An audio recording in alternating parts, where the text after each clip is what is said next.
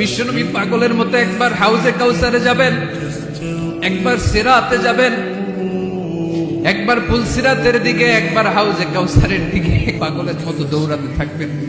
তার কোন গুনাহগার উম্মত যাতে জাহান্নামে ঢুকে না যায়, সেদিন কেউ সুপারিশ করতে পারবে না বিশ্বনবী ছাড়া।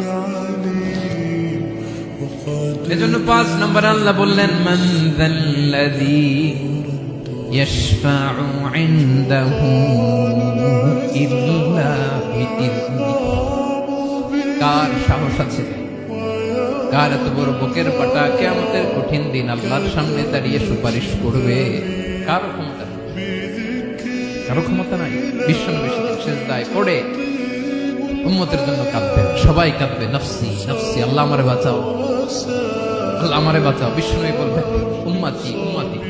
বিশ্বনবী আমার জন্য কাঁদবেন, আপনার জন্য কাঁদবেন, আমাদের জন্য সেদিন কেঁদে কেঁদে জাহান্নামের দরজায় দাঁড়িয়ে আমাদেরকে টেনে টেনে জান্নাতে ঢুকাবেন।